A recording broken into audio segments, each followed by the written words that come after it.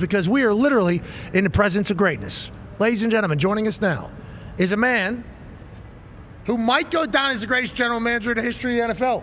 Has built 2 champions in the same organization. Ladies and gentlemen, the general manager of the Seattle Seahawks, Super Bowl champion, John Schneider. Yeah. Hey, John! Sir?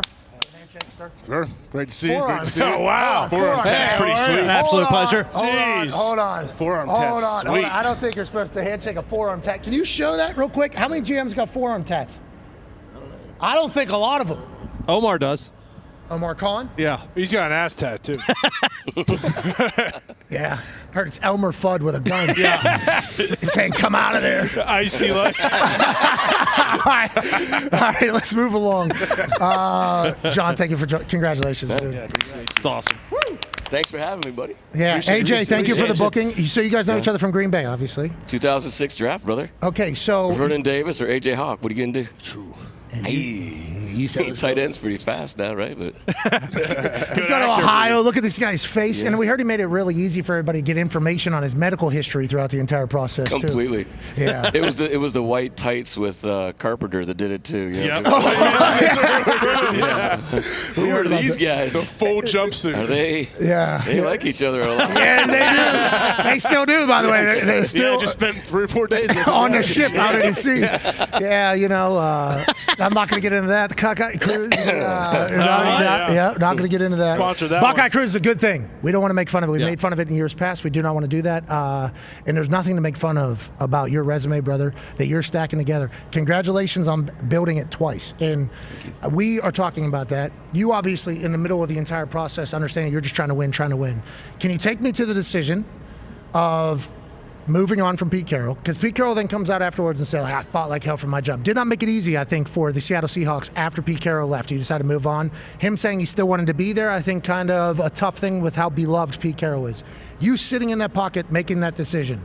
Did you have to re-envision what the team was? Were you already envisioning what the team had to look like? When you make that pivotal moment there, what was going through your mind for the Seattle Seahawks?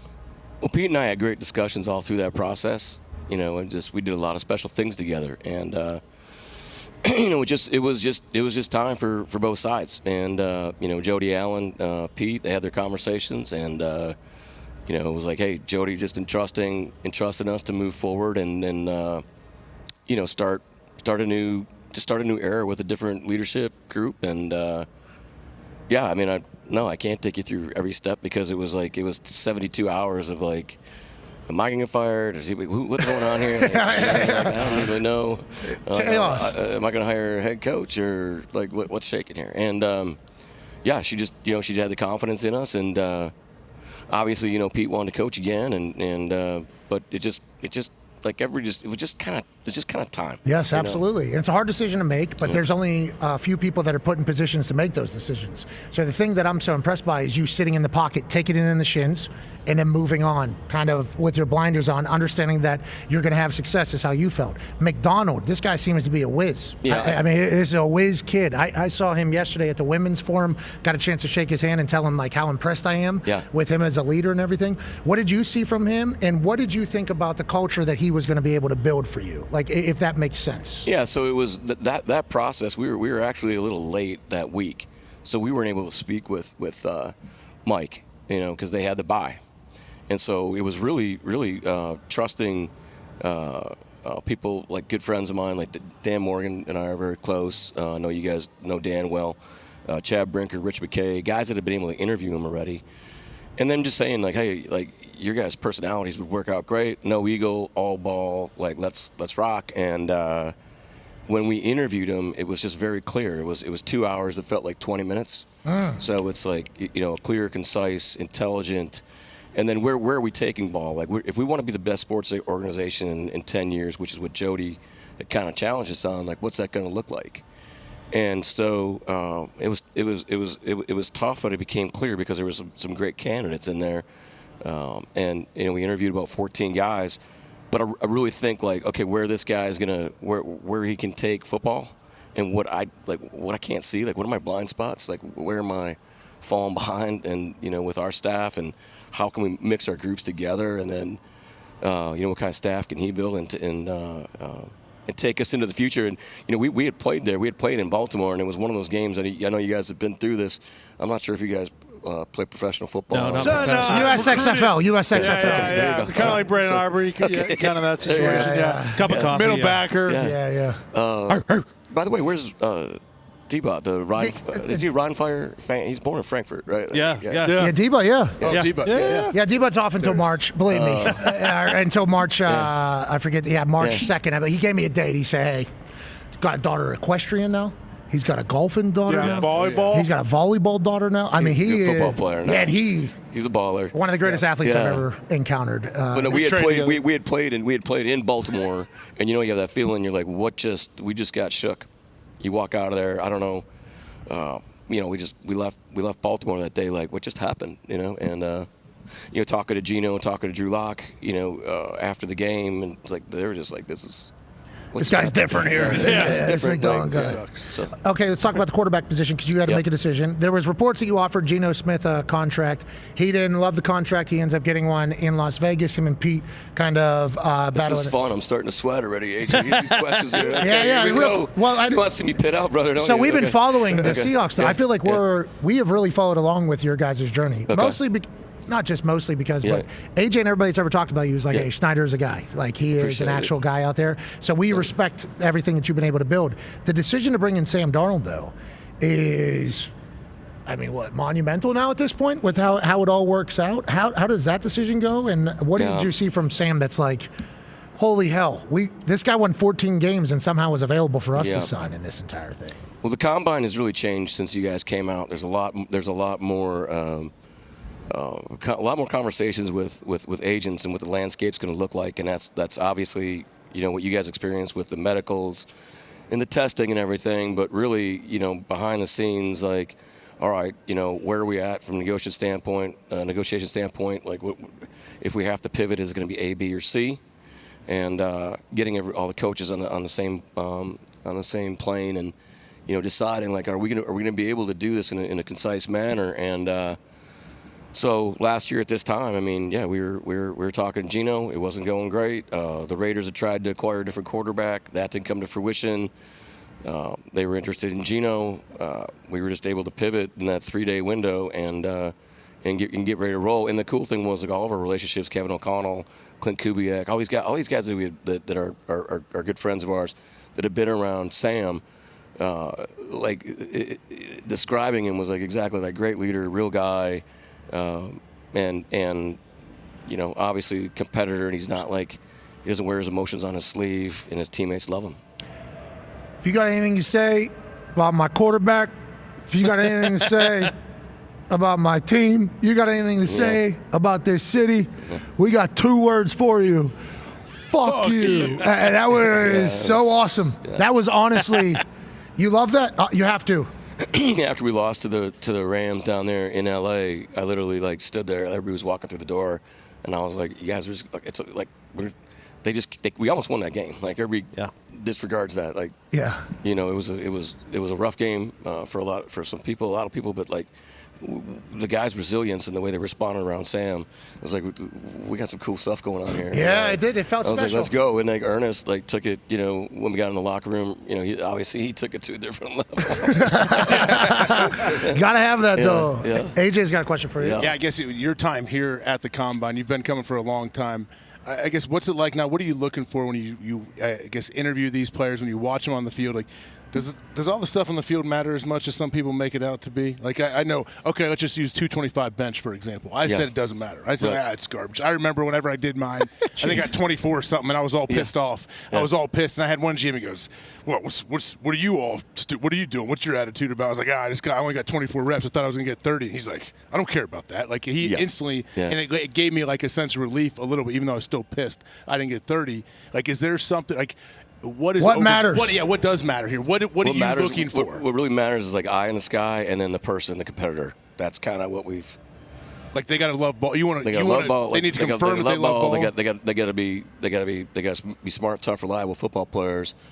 And then down here, it's really like, these chunks now. That's why I said it was different when you guys were coming out. Like, it's like, okay, you got these interviews over here that we record, and we're able to study that, and then you got the canned one. It's like, like what's your favorite cereal in the morning, like that sort of stuff. Like Fruity Pebbles. you can watch all that kind of stuff, and you can study all that. But really watching the guys, how they interact with the other guys on the field, how they're taking to the coaching going on out here. But then it's really like obviously the medicals, the whole thing started because the Jets drafted a receiver that then, was legally blind in one eye. So that's how the whole combine started. So they get the medical going. So Classic Jets. The medical is really Yeah, that's right. What year was that? 2 years ago. Yeah, exactly. 2022. But yeah, no, I think just really like at the end of the day, the guys knowing like the character of the person, and we just emphasize like the competitor and you don't have to have like a final like as an area scout, the guys are responsible for their areas. You don't have to have like you don't have to stick to your hard and fast grade that you had in the fall. It's more important that we get that right at least like the week before the draft, so we can set the board and then be able to just strategize and then know who the person is that we're bringing in the building to be able to help them out and grow. So like passing your culture test is obviously a qualifier. For Absolutely. It feels like that should be for everybody. I don't know if that is the case. It's certainly working for you. 1977 is when that happened. Okay. So it's been happening for a long time over there with that team. Same team, though. Okay, yeah, same franchise. He's blind in one eye. He fooled him that. Yeah, he wore sunglasses. Yeah. Credit to that guy. Guy's a good actor. Yeah, phenomenal receiver too. Crazy Really? hands, yeah. Yeah, Jericho, Cotchery. I have a question. 1977. I don't know. Before that. I have a question for you. You said that the standard thing is what cereal do you have in the morning? What other stuff do you do? Like appliance questions? Like what are the right? I said Fruity Pebbles immediately, strictly because on the back of the Fruity Pebbles box, there's always like some fun little quizzes. So I feel like I'm getting better and enjoying a phenomenal breakfast, and it always tastes good. Throughout many different government policies of what you're allowed to put into food and what you're not allowed to put into food, we're learning a lot about that as well. Fruity Pebbles has remained. Cocoa Puffs changed their ingredients; they weren't as much cocoa anymore. Yeah. Cocoa Pebbles, I think the same exact thing. Cinnamon Toast Crunch. Cinnamon Toast Crunch OG. It's very good. Okay. OG Cinnamon Always. Toast Crunch. If it's a little cold outside, treat that like tomato soup. Cinnamon Toast Crunch always going to be there for you. What are the answers that you get in those questions, and what other questions do Is that you where we're going with that kind of give? Because that is trying to find out who a person is all this game Do you mess is. with them? Yeah, Like, do you ask these do you questions? mess with them on purpose, try to get them pissed off? Rock, paper, scissors. No, we used to a little bit more. I used to when I was with That the used to happen. when I was with the Packers, I was like, I was the younger guy, so I was like the guy that had to ask all the, the partying questions, the marijuana questions and stuff, So I'll never forget we had a running back in here. Were you around Mark Hatley? That's the name of the running back? Yeah, no, it's not the name of the running back. I'm not going to give the name of the running back. Okay. But he was this poor guy had failed several drug tests, and Mark Hatley, God rest his soul, he worked for he ran the Bears for a minute, was my boss in Green Bay, and so I'm asking the questions about why he failed this drug test, again, and my man had this high accent. Mark Hatley's like, shoot, why'd you do that, son? I don't get it. Why'd you do? You kind of sound like Ballard. Oh, yeah. He likes his He likes his guys. Yeah, he kind of had that, that drawl. southern drawl to him, and my man's sitting on the couch and he just kind of panicked, and he's like, he's sitting on his chair and he goes up, he's like, I'm sorry, Mark, I was just on the couch and I was next. He's honest. Give me that guy. He's super honest. Yeah. Team Or player. we had a running back in the room one day, and our running back coach is like, hey, you consider yourself to be a better inside runner or outside runner, And he's like, hey, Coach, have you seen our indoor facility yet? Our new indoor facility is amazing. I never run outside. It's like, okay, I like this guy, too. Outside the box, we're just trying to test your brain. Connor has a question. Wow, any more of those that come to your mind right now? We would love to hear. Thank you. John, you don't know this, but I'm a Patriots fan, so you can go eat shit. It was very fun. It was very fun to Hey, welcome to the watch show, that game. dude. Yeah, welcome. But I did watch. Well, I was there a couple years ago, too, brother. So Exactly. Yeah. Okay. So kind of one of the same. Me and you. But you guys are even. But yeah, exactly. We're even, sure. But one thing I did watch, and it was actually the only thing I watched from your parade, was the speech you gave at the end, just talking about Jesus, talking about, kind of the angels from the team. Yeah. You throwing out little tiny baby Jesuses on the parade They weren't route. tiny baby Jesuses, brother. They were like little baby Jesus. He was a grown man. He had a beard. Yeah, he had a beard, but it was miniature. Excuse me. Mini Jesus. Mini Jesus. Mini Christ. Yes, it was very cool. Yeah. But Talladega Nights. Obviously. How do you It wasn't envision a your tiny baby Jesus. it was Great a scene. miniature size of real grown-up. 33-year-old Jesus Yes. before. 33-year-old Jesus as a. There it is. We actually got What's some. he look like as a 20-year-old? Do we Same have thing. it? Cut. He cut. Shredded? Yeah, like you don't even want to know. Well, he's always shredded. Yeah, yoked up. But speaking of, while I'm watching this, as much as it hurt, it did feel like storybook for the Seattle Seahawks. Like you listen out all the players that had lost loved ones, everything like that. And you mentioned the Rams game as kind of a locker room where it felt different. It felt special. Was there any other points where it felt like, hey, this is part of a storybook ending? Like you could envision the Super Bowl, the storybook finish, and knowing it was coming. As a Patriots fan, I said 28-3 against Atlanta felt better than 9-0 against Seattle, just because of how dominant and how great your team was. But inside that locker room, whether it's training camp, whether it was through kind of those tough trials throughout the season where some of your players are losing guys, was there a moment where you kind of felt that storybook coming together and knowing that, hey, this is going to end in glory in the end? Yeah, I think Mike's, our head coach Mike's emphasis on the connectedness. Like we all grow up playing the sport because it's the ultimate team sport. You learn so many lessons in life, and he just did a great job. Like turning the corner last year, he comes in his first year, he wins 10 games, and he's like, how do we take this to a different level? And it was really like the connectedness of the team and the guys. And so we had a lot of like Charles Cross lost his father, Ernest lost his father, Jake Bobo lost his father. I lost my father in the day after the Houston game, and I just felt like everybody was just really in this place of like playing for each other. And when you're in that space, like there's just no, like it's pretty hard to that's a hard team to beat when guys are playing together like that. Like the Super Bowl 48 team, those guys were super swaggy. They loved each other. They played for each other. It was like us against the world. These guys are more like, I don't care about the other team. It's all about us. So we're just gonna go out there and like play together and have a blast. And that's the way it felt. It wasn't like that one. It was that Rams game, yes. How the locker room was like afterwards, like, hey, we're gonna. How about after the Colts game, you guys? Phil Rivers almost fucking did it. Hold on to it. Right? Yes. That was pretty. Yeah. That was a little hairy there for a minute, Yeah, it was That's what I was awesome like, there for a minute. Yeah. So as a Colts fan, and as national sports show host, I guess, is what we are at this stage. We're called regional just a few years back, which is pretty cool. But now we're able to do it. We've been paying attention to your team and your defense. Like, you guys go to Pittsburgh and just, that shit was. It was second half. That was a good game. Yeah. And your road warriorness of your team, like what you guys were able to do, and the defense was just everywhere. I mean, Houston was obviously getting a lot of love, a lot of conversation for their defense, as they should. Patriots, obviously, Really good defense was good. Really Nobody good really defense, talked about it. Your defense was not getting hyped up by a lot of people at all. Phil Rivers goes in there, battles you guys, comes down to a field goal. Jason's unbelievable. I don't even want to get into that. The guy never fucking 10 misses. million. 10 million, Brandon Aubrey. You're going to have to pay him. JC. 11 million, maybe 12, maybe 13, maybe 14, maybe 15 million. The guy won a Super Bowl. Former players, pay the man. Hey, really? Thanks for the flash, Gordon. Yes, There's please. no salary cap. There isn't, especially for a kicker if you got one. Figure it out. But on that note, I don't think your defense got any respect, really. Like, I don't think your defense got any respect. And the reason why I'm saying that is because I'm like, Phil Rivers almost just beat the Seattle Seahawks. And I was impressed because it's the Seattle Seahawks, how good you are. I don't think you guys were getting any national recognition at all.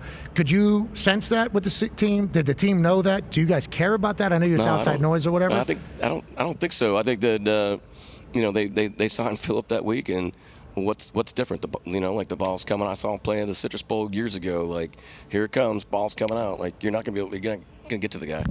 Nobody talked about your defense being so good. Like, I was so pumped for Phil because Phil knew. You talking about the reputation? Of your defense. I don't think anybody was talking about it. It took a little bit. Yeah, because like Phil, people are like, Phil Rivers almost beat this team. It's like complete opposite. Yeah. Phil Rivers completed some balls against this defense is more so the combo. Nobody's really talking about that. Pretty special football player, Phillip Rivers. Yes. Yes. The guy's pretty dang good. Yeah, So, absolutely. but no, I think they don't have that same. That's what I'm saying. They don't have that same us against the world chip on their shoulder that Super Bowl 48 team had. Richard would always be like, why didn't you draft me in the 4th round, like instead of the 5th round? Like Marshawn's like, mad at me because we didn't trade for him earlier, like they were just like mad at everybody, and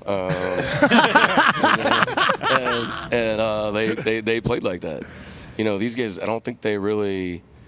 I think they were just really self-confident, and they trust the coaching, they love the scheme, they love each other, and they just flew around balling. Fun group to watch, man. Go ahead, Tone. Yeah, your first 2 picks last year. Gray Zabel probably could have been Offensive Rookie of the Year. Nick Eamon-Warrior could have been Defensive Rookie of the Year. Pretty good. Yeah, pretty good. But, like, the difference between them, Zabel, small school guy, but then he got to the Senior Bowl, looked really, really good at the Senior Bowl. Eamon-Warrior had one of the best combines of all time. So, like, is that just – like when Zabel goes to Senior Bowl and you see competition, you're like, okay, that's a check mark. When Eamon-Warrior comes here and just is the freakiest of freak athletes, is that a check mark? Like, when do you know in the process what these guys are your guys, if that makes sense? Yeah, no, that's a really good question. Gray was exactly what you said going to the Senior Bowl, watching him be able to compete with the best of the best, and then that's a box checked. I'm not sure if you guys know Steve Hutchinson very well, but Steve was on. Steve was working with us and doing used to do offensive line consulting and stuff. But he loved them, and we're really like trying to get to that back to that oh man, the old school offensive line groups. It's hard to keep these guys together and have continuity. And he loved them. Went down there Senior Bowl. Nick was in a totally different box. This guy's like the athletic freak, and so how do you? That's like, okay, like let's bring Nick into the building on a 30 visit, have him spend time with the coaches. Are we going to be able to use this guy in the manner that, we personnel guys and coaches, you got to come together, right? You're like, this guy's like 6'3.5", and he runs 4.28, and you should be able to coach him up. Exactly. Yeah. But you can't just take the guy if you don't have the buy-in from the coaching staff, and so we brought him in, total buy-in. Here's gonna be the role.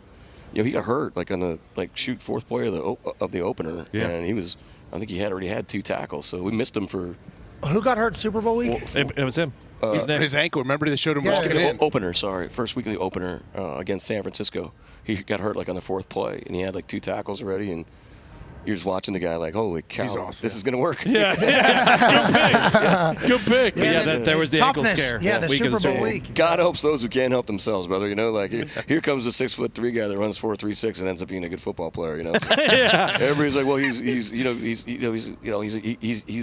there's some maturity things. It's gonna take him a minute. He's 1 month older than my youngest son. Like, let's give this guy a break. Did you see what he did out here? That was pretty good. Unbelievable, absurd. 43-inch vertical. Hey, this guy's the greatest GM of all time. We got a guy 6'3", 240, running a 4.1. Yeah. GM's really good. Yeah. Way to scout your butt off. Yeah. AJ has the last question for you, John. We appreciate your time. Yeah, you talk about personnel guys and coaches. I guess, how do you know as a GM and as your time as a GM, has it changed how much you are involved and how much you do meddle in the day-to-day? I know after it's got to be a good feeling coming down from the box when you're ahead in the 4th quarter to watch the game from the sidelines. But I guess we talk about Jerry Jones a lot doing pressers in the locker room. How do you know where you should and shouldn't go, and what do you that balance with the coaching staff? Yeah, the game day stuff is really just, for me personally, it's just trying to make the guys feel as confident as they possibly can. The coaches, the players, knowing that we're loving them up, we're supporting them. I know my space. I know when to try to pump somebody up or kind of give them some crap. If they're feeling pretty good about themselves and stuff like that. But a lot of people come down. People think that you come down to be on the sidelines to be seen. If you don't hit that elevator by a certain time, you're up there with. You're not coming down from the last 20 minutes after the game. So you gotta get down there, and I'm so short. I have a hard time seeing what's going on the field. So I'm always asking offensive coordinators how do you call a game from the sidelines, because I can't see nothing. I can't see anything. I'd love to be up top and watch that, but no, I think just knowing your space. And you ever tell coaches, hey, this guy, why isn't this guy better? He's 6'3", 245. Put him in more or something. Yeah, that's personal. You ever tell him? Yeah, do you ever tell coaches? Yeah, during the game, call down on the red phone. Yeah, put that That'd guy. be sweet. No. No, we do that. We do that behind closed doors. We're all we're all just talking. Hey, seriously, this guy, maybe he deserves more playing time. Have we thought about this? Have we thought about that? And just open conversation. When Pete and I got together in 2010, we just said no walls. he'd worked with the Jets and got let go with the Jets, got let go with the Patriots. I got let go with Marty Schottenheimer and the Redskins, and we're like, if we ever have a chance to do this, we're gonna do like no walls, no egos, all together, all ball. That's it. And then it's not. Everybody says that though. It's easier said than done. Yeah, everybody says that. Like actually executing that is. Well, when egos come in, when it's like, hey, that's my guy. I scouted this guy. We should take this guy, or, like when you hear people say, well, I stood on a table for that guy, it's like the worst thing you can hear as a personnel guy. Like, really? You stood on a table for that guy? So I'll actually make guys do it. They just like, make him stand oh, on the really? table? You love this guy? Why don't you stand on a table? Whatever the hell you're doing, it's working, dude. Yeah. So congratulations. Appreciate you guys. I hope you enjoy it all. Are you staying? You'll watch all the workouts, obviously. You'll do that because a lot of people. I will watch the workouts on film now. Yeah. That seems to be the new thing. The meetings matter. Yep. Okay, I want to see these people, talk to these people, try to get as much as possible. And then with how good the NFL Network and everybody does with tape, it's like we can watch a shit. Yeah, Jason Light we were talking last year, and he was getting ready to split, and I'm like, you're leaving already? He's like, when you're at the Dome, do you watch the TV or do you watch the field? I'm like, I watch the TV. Jumbotron, Well, I'm going home to watch it on my couch. Smart. Hey, longest season of anybody. Super Bowl run. Congratulations. You got some shit to figure out, though, huh? A lot of Yep. Oh, I almost cussed. Yep, a lot of stuff. You're allowed to. Don't do that. That's disgusting. All good stuff. A lot of shit, though. Yep. When you win, that's kind of what comes with it. You've already been there, obviously. Yep. How are we allocating money? Where are we spending money? You got to change, coaching staff. No, you just pay everybody, right? I guess now with the it's easy, right? former players. Yeah, the cap's going up. Yeah, did you see the cap went up? Yeah, I saw it. Not sure if you saw. Yeah. No, Darnold deserves a raise, though. What did you say? I think so. I've heard all these things. I like hear it in my sleep. I mean, Jackson Smith and Jigba did just say he's looking forward to being the highest paid receiver. That's a real thing. Which, by the way, pretty good player. Yeah, which he deserves to be, yeah. Pretty dude. Yeah, and then if we talk about highest paid player in the league, I mean, Dixon caused a turnover in the championship game. Yeah. And then he did Oh yeah, how good is he, buddy? Is he unbelievable? Like, right? Like Yeah, Like he's the one. I don't scout punters. You know what I mean? Like, Well, you did. You but got holy him. cow, this guy's like. So all the phenomenal. Australian guys. Okay, Darren Bennett back in the day with the Chargers, I think he kind of came from the Aussie Rules football thing. But, like, Dixon having the success that he had, I think opened the door for, like, everybody else being like, let's try to get this fucking – I don't think there's another one. Yeah. I think Dixon is – Have no you matter seen- what have you continent seen, he's have from. you seen him do the side thing? Yeah, the side one, the banana Yeah. ball. And then he the one that he got the turnover on, who was that against? L.A. off the shoulder? On the sideline or whatever. I sent him a DM. I'm like, yo, what ball was that? He was like, just sky, bro. He brought that thing down from the sky on purpose. Like Yeah, he did. he can drive it. He can angle it. He can do like different spins with it. And man, He's unbelievable. Talent. what was the guy's name we had in Green Bay when you were playing? Tim Masthay. Yeah. Okay. He got in the hot tub with Al Harris. Yeah? Yeah, it was like Coach of this the with Bears no clothes on, and Al's like, "Hey man, wait, Tim did? we don't do that here. We don't do that." I was not there. I didn't see that. Yeah. AJ, you told him to Yeah, do it. AJ kind of showed him the ropes. I would have right? loved to see Al's face when Tim walked into that thing. Yeah. Sam Ramsey will tell you all about it. But that guy could run, like, do run and do the drop kick. Yeah, Tim was a great athlete. Soccer player. Great soccer player. Wow. Tim, really good guy. He came to the Colts first. Was he from Australia? No, Or New Tim was from Zealand? Kentucky. Nope, different guy then. New Zealand. This guy was from New Zealand or Australia. He was with us for like maybe. In Green Bay? Yeah, for maybe a Dave year now. Loney. Dave Loney was an Australian punter there in the offseason. Was it Loney? with us. Yeah, offseason, because I still talk to him. Yeah, he's back Okay, on not the Tim road in Masthay. Australia. Thank God. Let's clear Tim's name. Tim is a great dude. Tim is not getting in any hot tubs It naked. was not the one that got in a tub with Al Harris. Yeah, that is not Tim It Masthay. had to be Loney. Definitely an Australian guy or a New Zealand guy. Yeah, Dave Loney was an Australian guy. I can see Dave doing that. He's like 6'4". AJ big, still does it strappy with him, lad. yeah. Bottoms off. He actually did that too. But so talented, man. Like, Yeah, he did that to Alpha. Do the you entire back in? locker Do you room. back down the stairs? what's up, though? Al? No, I think you go front. Put your Yeah. cheeks right in Al's face No, as you back in. I think you front down. I think you will front. Or you dip. okay, you, Maybe You might dip first, test the water, test the waters. then get in. you guys are making me nervous, man. You're the one who told the story. What are you talking about? We wear our Tim trunks. Masthay. You just won the Super Bowl. You're fine. Yeah, you're like do whatever you want. You got a Tim. lot of leash. One of the greatest GMs of all time. Tim Masthay. And you might get a new owner. Was fully too, so- clothed in the hot tub. Okay. Oh, good call there, Tone. So they're saying $10 billion, but the Miami Dolphins were allegedly worth $10 billion like 3 years ago. So who knows what that number is going to become? Shout to the Allen family. Shout to Jody, by the way. That was such a cool moment for. Hey, yeah, shout out Jody. Hell yeah, we'll clap. seeing, and I spoke at the women's forum with Carly and Kaylin, and it's like seeing woman owner up there take the Lombardi was cool. Yeah. Like that was a very cool moment, especially with how much the NFL is, investing in women becoming a bigger piece of football as a whole. Starting with flag football in high school, trying to get it, what's that called, sanctioned, and then trying to build Olympics. it in. Sam Rappaport with the Olympics coming. It was like really cool to see that. And I don't know Jody personally. I heard she's very tight. She doesn't have a lot of. Yeah, she's awesome. Not a lot of anonymous sources coming out of Jody's office. Like there's very rarely any leaks or anything like that. Nope. Feel like she's been a great leader of the ship.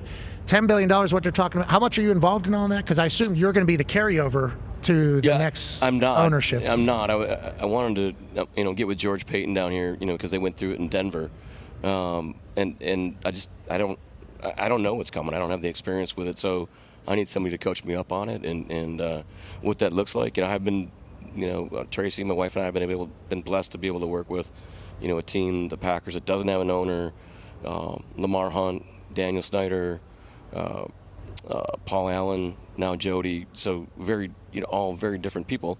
So I'm just. Well, you being there on. is upping the value, brother, and maybe you renegotiate as soon as they get there. Yeah, you should Be smart. Trying to get your money. Another former player comment. Yeah, trying to get you. Yeah, exactly. Go get it, man. Yeah, do it. Go By the tell way, her. you're welcome. Yeah, I appreciate If you. you'd like to put us a little So- public pressure on this new ownership, okay? Oh, welcome to the league. You just want to get rid of your general manager? Okay. Why don't we give this guy a new deal? Let's Highest lock paid. him down 10 years, $100 million. Let's win a couple more Super Bowls. We appreciate the hell out of you, Joe. Hey, man, I appreciate you. I'm so glad you guys had Mike on. It was so fun for me to be able to turn it on. Like, hey, when are you going to be on, man? And McCarthy. spent time, Mike McCarthy, yeah. Big Mike. It was so How about him back in the game? I know, it's so awesome. I'm happy Just for had him. lunch with him.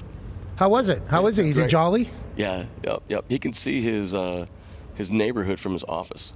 Yeah, where That's he grew up. sweet. That is really Hometown. cool. That is really, really cool. I can't do the accent like you guys do, though. But Yeah, that's just Pittsburgh people. Well, we're Sorry. okay. Yeah, I guess there It helps when you were born there. I Yeah, guess exactly. everybody has Just like flaws. us.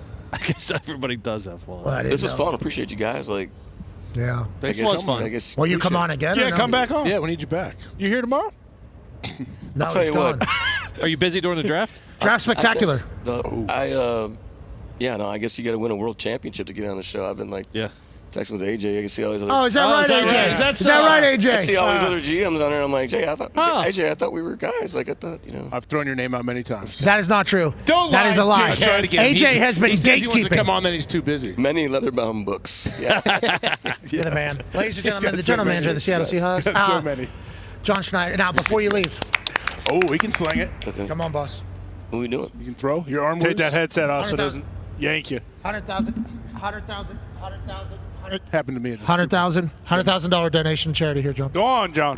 Go on, Come around John. this way. No, right there, right right here, there, right right here. there, right there. All right. You See- lefty? You see that hole right there? Yeah. You're a lefty?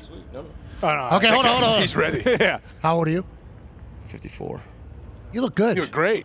For a Catholic, too? I was gonna say That is unbelievable. Okay, 54. How often do you throw football, active, everything like that? Not very. No, two torn labrums, so no, Ooh, not very much nice. at all, brother. Like, Oh, so this would be very impressive. $100,000, you're able to make it in the hole. John Schneider, Super Bowl winning general manager, 2 different eras in Seattle. Backwards hat.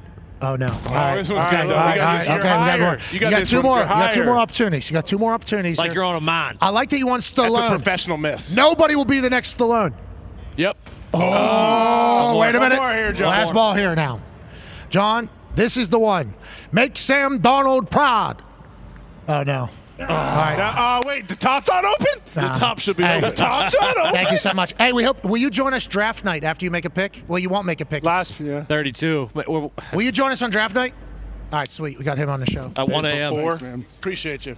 Great to meet you. Man. See you, John. Yeah, Good luck. The Good top luck. should be Thank you. open. Never again versus New England.